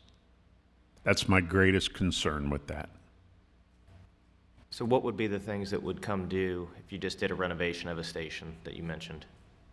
You said you have to do a lot to keep the guys in the station, I It assume. needs a new roof. But wouldn't that be part of the renovation? Well, yeah, but if we renovated headquarters, If you renovate a building and... maybe I didn't understand your question. Well, Zach asked, if you renovate headquarters instead of build a new one, you'd save $3.5 million, and you said yes, but then you would have to put something else into it. So I'm thinking you're Right. eating away from that $3.5 million, and I'm asking, Oh, okay. what's eating away from the $3.5 Yeah, I see what you're saying. Yeah. Yeah, so the savings, I mean, just the roof, Tom, is probably Million. 700,000. What was the, go ahead. A few things with headquarters. It's the worst at this building. Okay, it's leaking water through the roof. Renovations microphone up. would be extensive. To add decon, new roof, the building footprint and the amount of land that we have, it wouldn't fit on the lot right. The location of headquarters is terrible. If you come and stand on the bay at headquarters, it's steel truck after steel truck after steel truck lining up in front of the bays. We can't even get out. So the location of the station is a big concern. When we come up with a plan for the stations and where we were going to put them, yeah, we basically plotted circles and figured out the response times of where the stations should be. And those were all dependent on each other. That study was. Headquarters, again, as Paul pointed out, would be my last choice. I mean, it needs an extensive amount of work. It's a 25-year building that we have been in for over 40 years. It's shot. And it's one of those where you're going to put a $200,000 roof on you know, a $100,000 building. It really doesn't really make sense. I'm not And that debating the particular fact that we need new, yeah, I mean, I definitely, With that obviously. particular building. It has a lot going against it. And the training room alone, the roof, training room, things like that, would take a lot bigger footprint. When you look at headquarters that we have designed, it's nearly double in size. What if a new headquarters was created at one of the new fire stations? Then, if you're going to, so you're saying that the Have training, 3 stations instead of, well, no, I'd keep 4. I'm not trying to, I say all of that I realm, don't but, understand, I guess, what you mean. okay, so you're saying the training room and current headquarters is not large enough to, so does each, and I don't know, I'm not a fireman, both my grandpas were, but do they all have their own separate training rooms, each one, or just headquarters? So if you're gonna build a new headquarters, I don't see an issue there. I guess that's what I'm confused on. Right, that's why we need it. That's why we need the new headquarters building, not. Well, I'm not Because your saying, training room's I'm gonna not be saying to bigger. keep current headquarters once the new ones are built. You're saying make a different location headquarters. Right. Make it by atrium or make it We could. on one of the we school could, sites. But here's. But that goes around the fact of the training room, like, Right, wouldn't be an issue at and- that and- point. And you want that in a central location. Now, if we put it in the one out by the hospital, it's on the east part of the city. All our units are out there. Mhm. We stage training, so we try to prevent some of that, but we want them in a central location. There are departments that have training rooms in all their stations, a small one. We can't afford that, so it's not something that we're suggesting. But it's a huge need, and that's just one of the concerns with that current building. Not to mention makeup air, it's not ADA compliant. It doesn't meet any current building codes it would all have to be sprinklered if we're gonna renovate it, which would be a huge expense. You just start going down, you know as well as I do, you get into a project, it's just, the list keeps getting longer. And at some point, you're like, wow, we should have just started over. That's really where we're at with 3 of the stations. We're at the point of starting over. And you said which one is in the best shape currently? Heck, 81 would be the last one that we would, it would need No, I'm sorry, I'm asking which one's in the best shape currently, to where it could. 81, Station 81 across from the post office. Okay, yeah. right here. But it eventually, same thing. Yeah, I mean, Eventually, it's gonna have just to be any other, renovated. yeah, exactly, just like It's not anything. code compliant, it's not sprinklered, I mean, it's a firehouse. All the decon and all the cancer prevention stuff that's built into the station, it would take a lot, you know, to do that. And it's gonna take a lot, it would take a lot to renovate that station because it's block, Yeah, and it's landlocked, so to speak, so. I guess I just, in talking to people that I've talked to, right? So if you can save $4 million on a station, you have to put $1 million into a new one, that saves $3 million, okay? That's enough money, save here on the general fund, put it somewhere else. Well, that's enough money to hire a police officer and 2 more firemen. So I've asked the opinion of people, you know, what would you rather have? Would you rather have more people on call, or would you rather the 4th building last 30 years versus 40 years? And everybody, I think, wants more public safety, right? So we're in this age of where we don't have enough people on shift here, we don't have enough people on shift there. And the public's gonna say, what's really benefiting me? Is it more people, or is it this brand new station? And I'm not saying that they're right, I'm not saying that I'm right, but I'm just trying to listen to the public that funded this. What do they want most? Sure. I mean, I think they listened to all of the arguments that we all listened to over the course of this process about why the stations that we have are inadequate, why they don't serve our employees, how we could better serve our employees if they had the basics, which is what we're proposing with these 4 stations. I mean, for me, I think I look at it and I say, we promised our citizens that we wouldn't do what we've been doing for the last, 40 years, which is deferring this problem and continuing to kick it down the road. So it's unfortunate that we're in this situation with our funding gap, but you know, I constantly think back to all of the arguments that we gave our citizens when we asked them to vote on this. And I think we do a disservice to the staff that we have and the staff that we want to attract, right? We're talking about attracting better talent and people who want to stay in Middletown, people who aren't going to leave Middletown. Those kind of employees, I think, are looking at this future of Middletown's fire station and the future of these buildings as an attractive reason to want to live and work in Middletown. So I guess that's what I keep playing in my head when I'm thinking about, could we shift this project? Could we, do something differently? Could we, eliminate one of the stations? I think it just reminds me of all of the conversations we had leading up to passing the levy in the first place, which was that we've been putting this off for way too long. If generations before us had done one station at a time and really paid that attention to our fire department the way that they maybe could have, I think we would be in a different situation, but we're not. I mean, all of our stations are outdated and they all need to be replaced. That was the dilemma. But he's not suggesting we not do 4 stations. He's just suggesting we renovate one and put the savings towards other needs. I mean, I think it's in keeping with the point of the levy. I mean, we didn't anticipate the cost would grow by 40-some-odd%.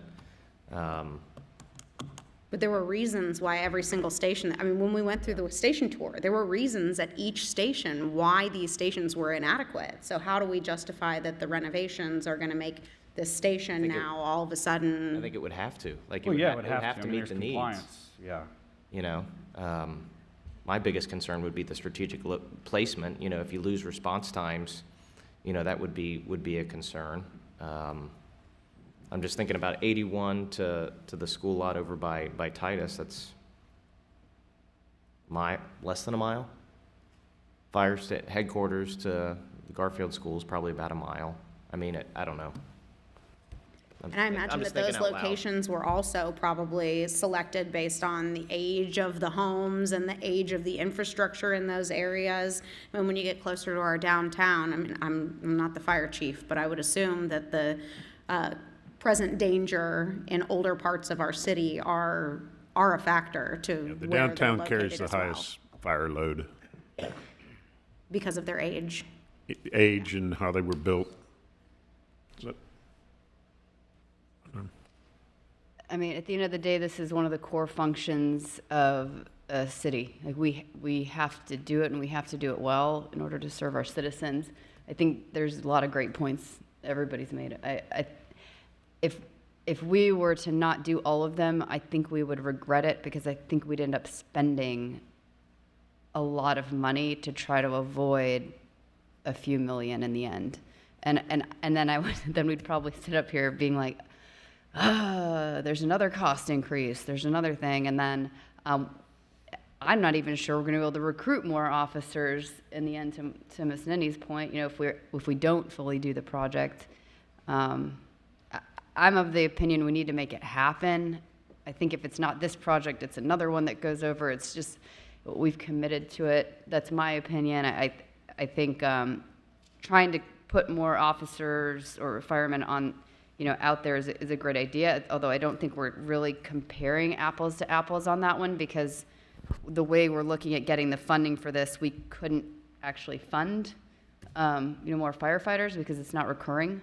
So we would have to budgetarily do something totally different. But we're going to have a debt every single year, no matter what. So it's going to come out of the same general fund pot one way or another. But we wouldn't be servicing a debt to hire firefighters. Well, if you have less money here, we could make it work. Don't get me wrong. There's shuffling of funds. well, it's the same. Yeah, We wouldn't yes be making and that no. debt payment if we chose not to. Yeah. I guess as an employee myself, I think, would I rather get forced into overtime, which public safety is being forced to right now? Sorry, it's the truth. Would I rather am I more likely to go to a place or stay at a place because it's renovated, or I'm losing time with my family? I know as an employee myself, I know which one's more important to me. I'm not saying the point of what you guys are saying is wrong. I'm just trying to look at it from all perspectives. Is there a way to Nathan's point, do a combination where we use the 3 million of ARPA that we've got and have a lower debt service than we currently are serving. And use any combination of what we had up there. Yeah. Like if we weren't using that full 600 of debt repayment each year, that could go back into Exactly. a budget that would support more employees. And I hate to replace debt with debt. Just because it's getting off the books doesn't mean we need to add more. But in this, What's the interest rate? We're modeling 4.75 on a geo-backed issuance.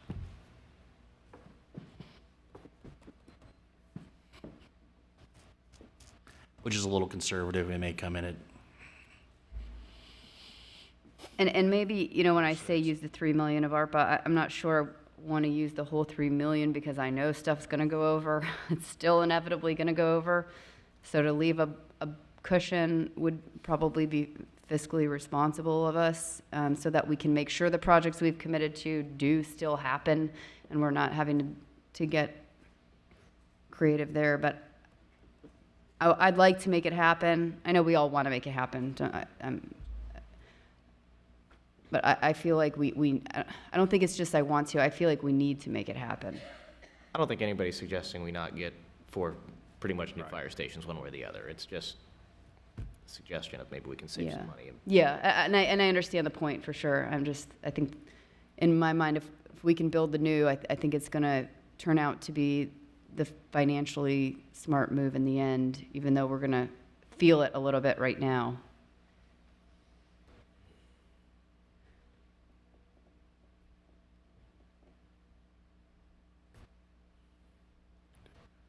How's that for your direction? We're kind of all over the map. That didn't help at all. No, it's helpful. I think, I think at least what staff's hearing, at least what Nathan's hearing right now is that I think you're open to some combination.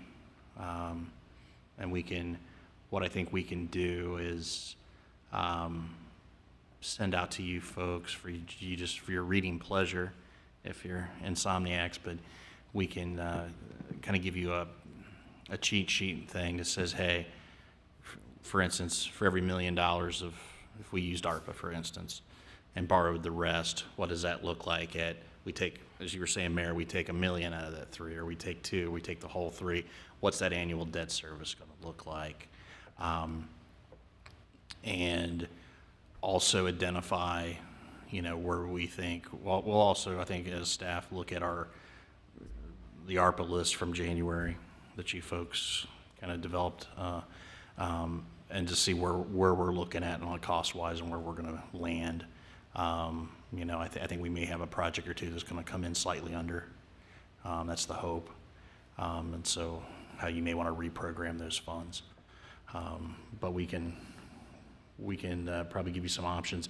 I think it may be something, if you're amenable to it, that if we could briefly revisit it on the 18th, after you've had some time to analyze things and think about it.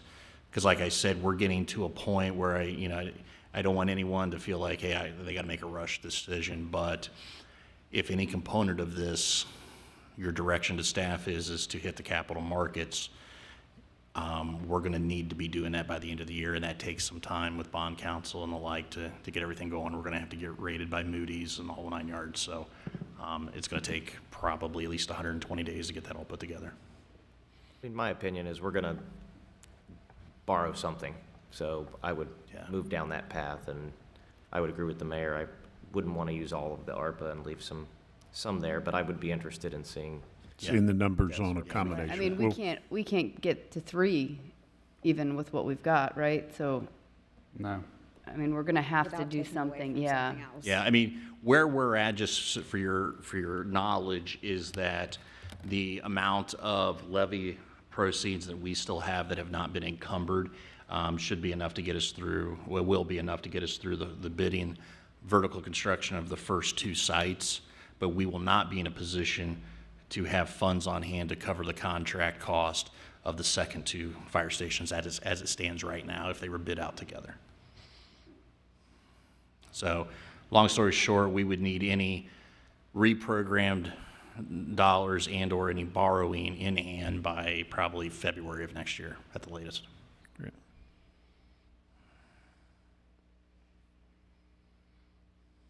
So that's how we'll proceed then? We'll come back with some Yeah. combination numbers. And I appreciate everybody's thoughts. By no means that, 'cause I think it's a bad idea. I appreciate that, and thanks for talking to a lot of people. It's definitely an option. I think we talked about that a lot in the beginning too. Like, could this be some combination? I feel like we've had a lot of conversations that way, and it always went back towards all four buildings, and just the cost of renovation being so high is. But I appreciate it. I just. Did we have that conversation up here? I mean, I don't know. We if it talked was about it. up here. I think it or- was in the work session back in January.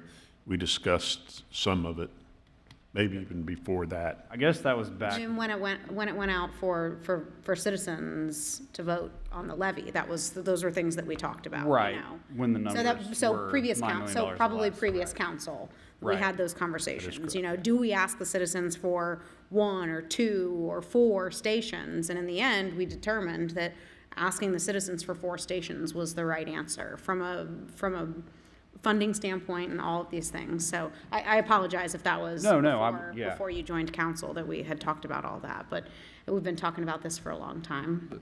But ironically, in talking, I think it was you, Paul, or Nathan, the amount that was borrowed, there was always going to be a bridge there. So it was never actually asking them to fund 4 stations. It was asking them to fund. The soft costs weren't included. Right. In And there was always going to be a $4 million gap or so? No, it 2 was to more 4. I like know it was at under least 2 million, the soft gaps, the Right. soft cost. But- And the previous administration, we said, you're not including the soft cost. Oh, yeah, And they I'm said, not. we'll visit that down the road. I'm not saying that Yeah. they did it the right way. But even with the soft costs, there 2 million of it, you're still looking at 5-6 million. Well, I'm grateful the levy still isn't a higher percentage anyway from a taxpayer perspective, so there's that. I do have an unrelated question. Sounds like we kind of concluded on that. Yes. I saw the Getz Tower got state historic tax credits. I think it was 1.6 million. Is there? It's our understanding, any- yes, and heard some any that news he's there? ready to start remodeling in August, but haven't heard anything else. I got a quick text message from him, and that was it. So from what I read, and I could be completely wrong, but according to these tax credits this time around, and it was true for other people that got them, they have to be done with the renovations by the end of next August or September, or else they lose the money completely. Right. I heard there was a So it's deadline. kind of on it. nice that the state they're willing to give, but they're also holding people to accountability standards. Right. So it's nice. It's a great, nice upgrade. great point. Yeah. I did speak with Mr. Kuhn. He said he got them and he's ready to start working soon. So, You know, got a verbal. You I know, guess there's a text. and something we have to look at there was that first floor. That is going to be a topic of discussion on. That's going to be a topic that you might want to start thinking about.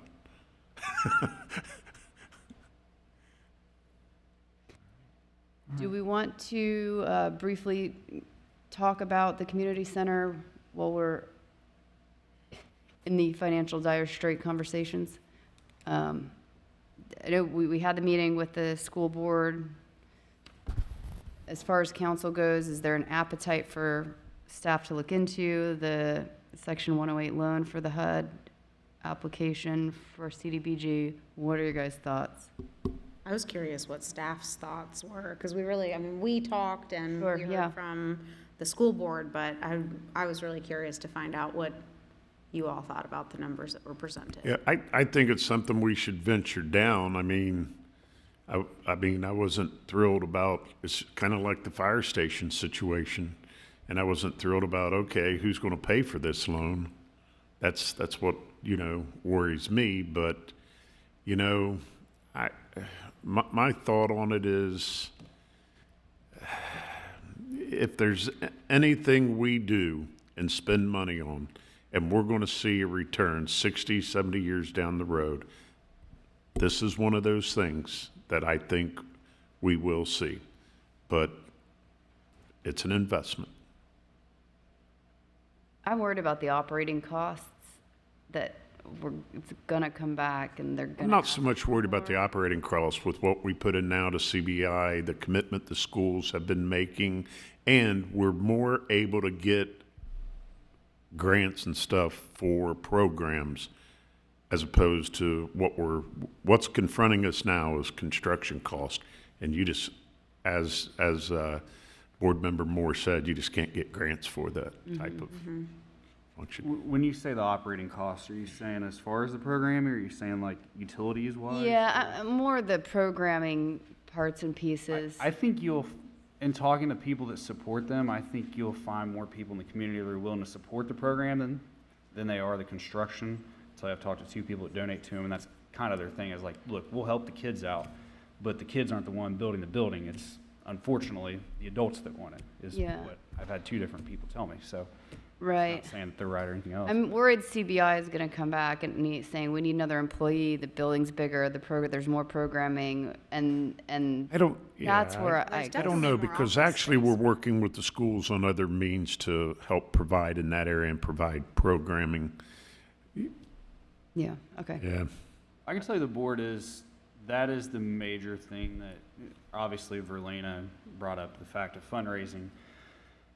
So as far as what the board's really done a good job of is they're getting private commitments, and that's really what they're concentrating on is the long-term funding and programming of that. So I think that's going to be good for a while.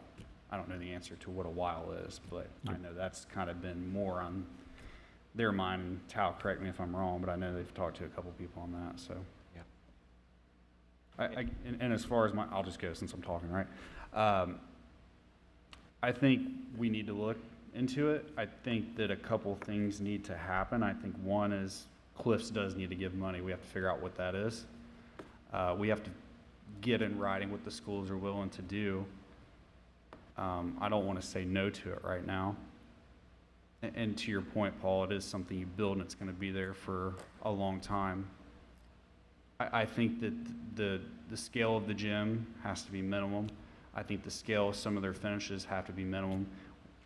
I think that when the new numbers come out, the 50% numbers to the 70% to the 100%, I think those have to continue to come in under where they're at right now for all these things to be possible. I think I'm willing to help fund it. I don't want to commit to that, but that is a big number to commit to right now. Initial reaction, I don't know if I can do that, right? I'll say that publicly. So can we get it to be a more realistic number? If it's more realistic, I can have a more realistic thought. But right now, I don't, that's a lot of money to pull from other people. So, but I'm willing to hear more.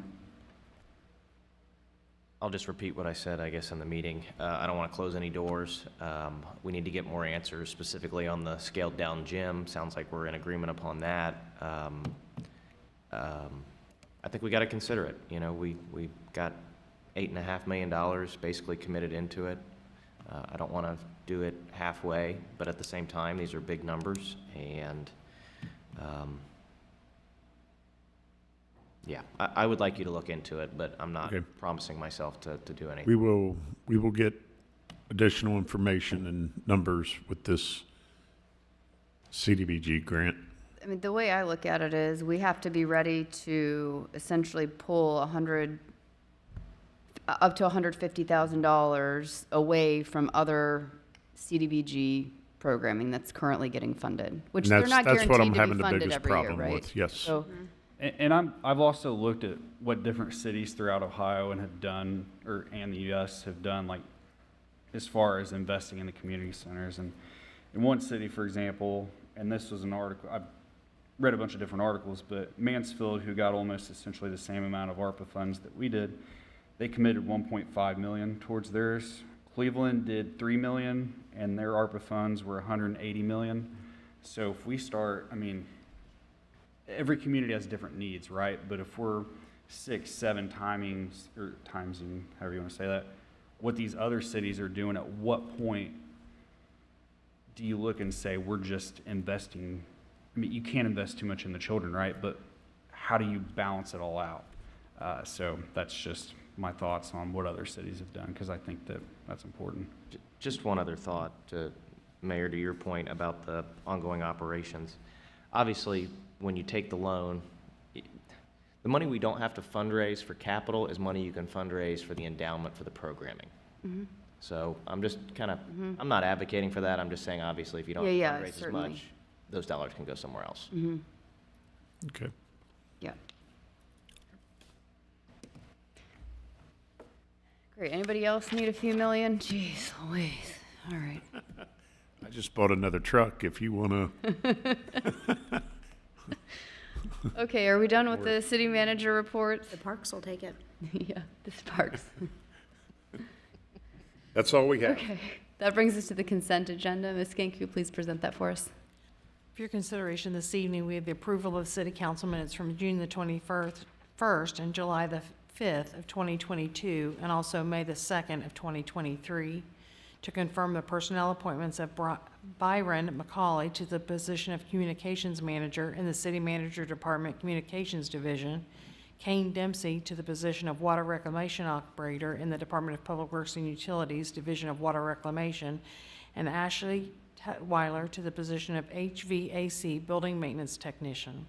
To authorize the city manager to enter into an agreement with Butler County Soil and Water Conservation District for assistance with the EPA National Pollutant Discharge Elimination System, Small Municipal Separate Storm System Permit Compliance in the amount of $61,481.01. I'll take this opportunity to first welcome Byron to the staff and say I look forward to meeting him. And then also, I would like to move that the matters listed under the consent agenda be considered routine and enacted by one motion and one vote of consent. Second? Ms. Skank, will you please call the roll? Mayor Condrey? Yes. Mr. Farrell? Yes. Ms. Nenny? Yes. Mr. Moon? Yes. Mr. Muterspaw? Yes. On the motion agenda, we have to receive, file, and adopt the 2024 tax budget for the Midpoint Library. So moved. Second. Any comments or questions? Ms. Skank, will you please call the roll? Mr. Farrell? Yes. Ms. Nenny? Yes. Mr. Moon? Yes. Mr. Muterspaw? Yes. Mayor Condrey? Yes. Secondly, we have to receive and file and adopt the 2024 tax budget for the city of Middletown. So moved. Second? Comments or questions? Ms. Skank, will you please call the roll? Ms. Nenny? Yes. Mr. Moon? Yes. Mr. Muterspaw? Yes. Mayor Condrey? Yes. Mr. Farrell? Yes. And lastly, on the motion agenda, we have to authorize the city manager to apply for and accept grant funds from the Federal Emergency Management Agency under the Flood Mitigation Assistance Program to provide funding for a stormwater and flood control scoping project. So moved. Second? Comments or questions? Ms. Skank, will you please call the roll? Mr. Moon? Yes. Mr. Muterspaw? Yes. Mayor Condrey? Yes. Ms. Nenny? Yes. Mr. Farrell? Yes. Mr. Yoder? Good evening, Mayor, members of council. You've got 11 items on your legislative agenda tonight, 5 of which are proposed for passage as first reading emergencies. So before I get started, I just request a motion to waive the charter provisions pertaining to second readings and effective dates, specifically on ordinance numbers O-2023-51 through 55. We also have a second reading emergency for resolution number R 2023-22. Oh, thank you. Good catch. Good catch. So, I appreciate that. In addition to that resolution, I will include ordinance number O 2023-51, ordinance number O 2023-52, ordinance number O 2023-53, ordinance number O 2023-54, and ordinance number O 2023-55 to be considered an emergency measure, read one time only, and to waive the 30 days to enactment. Perfect. Thank you. Thank you. Second. Ms. Skank, will you please call the roll? Mr. Muterspaw? Yes. Mayor Condrey? Yes. Mr. Farrell? Yes. Ms. Nenny? Yes. Mr. Moon? Yes. All right, first item is Resolution R 2023-22, a resolution declaring the necessity of repairing certain sidewalks and driveway aprons in the city of Middletown, requiring that abutting property owners repair the same and declaring an emergency. Second reading. So move for adoption. Second. Anything I have on nothing this further to add. Any comments or questions from council? Okay, Ms. Gank, will you please call the roll? Mayor Condrey? Yes. Mr. Farrell? Yes. Ms. Nenny? Yes. Mr. Moon? Yes. Mr. Muederspaw? Yes. Second item is ordinance number O 2023-48, an ordinance changing the zoning classification for one parcel known as 2701 Central Avenue from R3 Medium Density Residential District to PD Planned Development District and approving preliminary development plans. A second reading. So move for adoption. Second. This is the Roosevelt School site. Any further comments from staff or council? Excited about this one.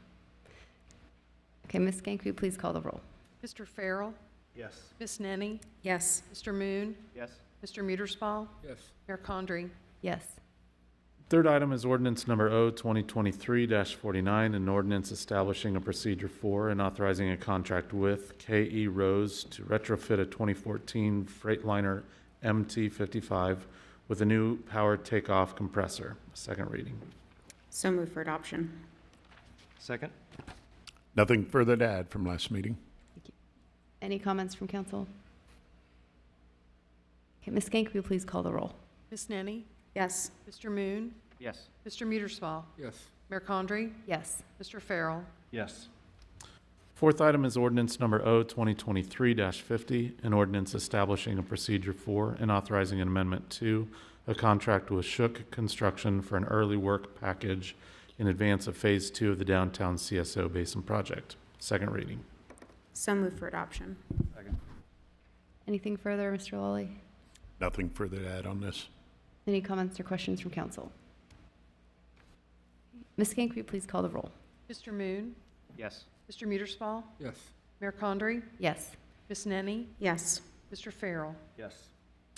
Fifth item is ordinance number O 2023-51, an ordinance establishing a procedure for and authorizing an amendment to a contract with JCI Jones Chemical, Inc.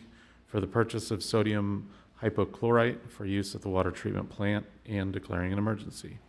So move for adoption. Second. Mr. Lawley? Council, this is, these next two legislative items, 5 and 6, are to change, or a change order for the purchase of liquid chlorine for the water treatment plant and the water reclamation plant, as you see there.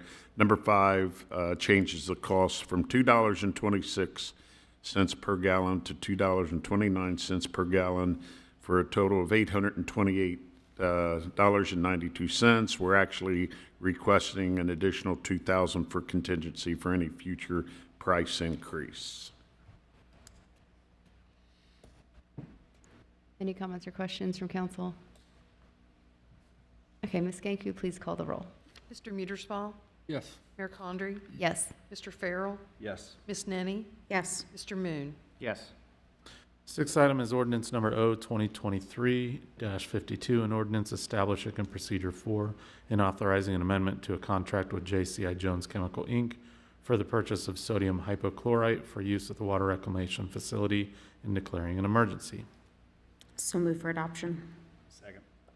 Anything Same situation here, council. It's to change the change order to go from $2.02 to $2.05 for a total of $612. Once again, asking for an additional $2,000 for any further contingency. Any comments from council? Okay, Ms. Gank, will you please call the roll? Mayor Condrey? Yes. Mr. Farrell? Yes. Ms. Nenny? Yes. Mr. Moon? Yes. Mr. Muederspaw? Yes. Seventh item is ordinance number O 2023-53, an ordinance establishing a procedure for and authorizing the purchase of Genesis extrication tools and accessories from Howell Rescue Systems for the Division of Fire and declaring an emergency.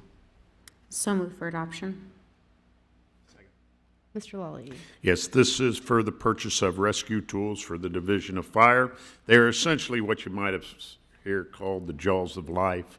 They're not exactly the Jaws of Life brand, but same thing that you might have seen on the Cool Show Emergency back in the days, not like Adam 12. The fire shows were a lot better.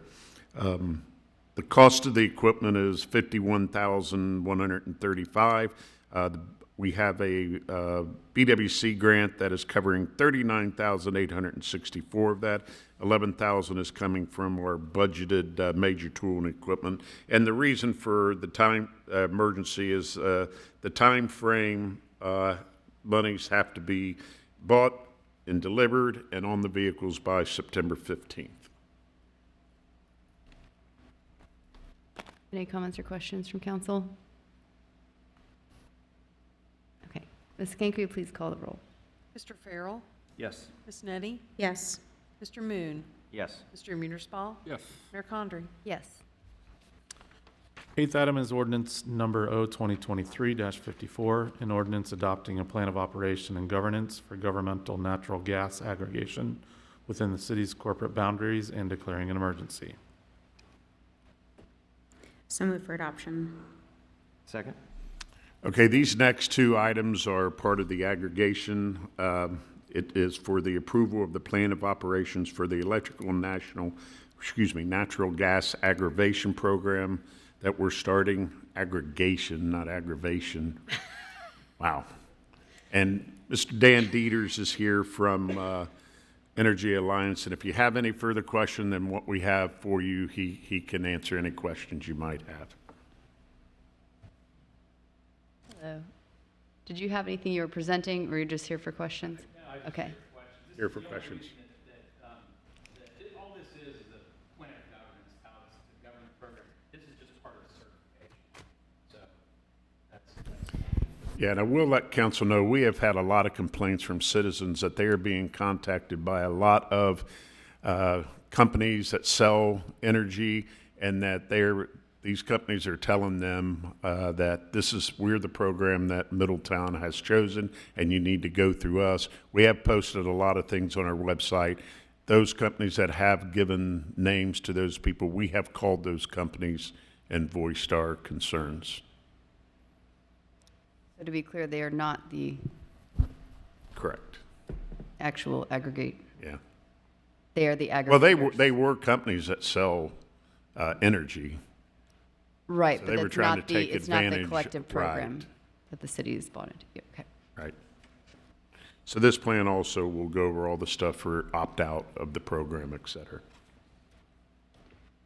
there any comments or questions from council? Well, you got off easy. No questions. I just wanted to know how you got it in cancel flips. You're the energy guy, you tell us.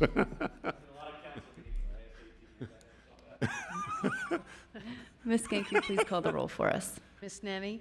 Yes. Mr. Moon? Yes. Mr. Muerspaw? Yes. Mayor Condrey? Yes. Mr. Farrell? Ninth item is ordinance number O 2023-55, an ordinance adopting a plan of operation and governance for governmental electric aggregation within the city's corporate boundaries and declaring an emergency. So move for adoption. Nothing further to add. I'm sure there'll be a lot of questions on this one. Stand by. Anyone? Okay, no more. Ms. Skank, please call the roll. Did you get a second? Yes. Yes, Zach. Oh, okay, I didn't hear it. I thought, oh, no. Mr. Moon? Yes. Mr. Muerspaw? Yes.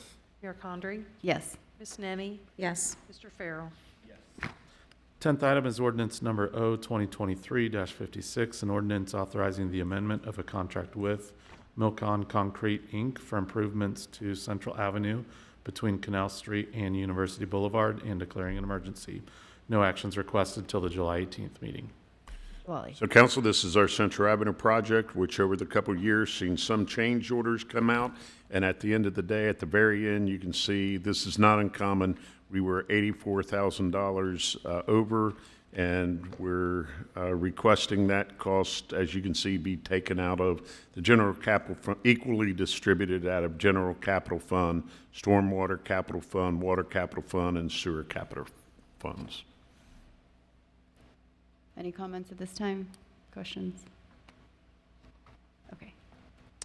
The 11th and final item is ordinance number O 2023-57, an ordinance establishing a procedure for and authorizing a contract with Bricks or BRYX Inc. to purchase a fire station alerting system. First reading. Mr. Lawley. Okay, this is the fire station alerting system that will be in the new fire stations that will alert the crews to go on the runs. What's encouraging about this is it originally the estimation was it was going to be about $300,000, and it came in at $191,000. So if this is any indication of Nathan's worst case scenario getting better, this is a good start. So we don't need to borrow the money after all. Just kidding. Okay. Any comments or questions at this time on this one? Okay, that brings us to new business. Does anyone have any new business items? I had one question just based on one of the citizen comments. Do we have a plan for use of the data at the park Wi-Fi? I know that was, the intent was to have that plan in place, especially given the fact that we never had a plan. We do not have a plan in place as far as long-term. Long-term. I seen a late email from Troy that went to Mr. Pierce, and I haven't had the chance to read that. I don't know what he and Dave worked out, so we don't have I know we don't have a long-term plan, but I know he was talking with Dave about what is going to be done for the balloons. So Okay. I don't have a good answer We for also you still tonight. need to figure the Central Avenue one out too. I mean, it's part of the downtown, I shouldn't say central, but the downtown Wi-Fi is also supposed to have a plan. We're supposed to be monetizing it, advertising.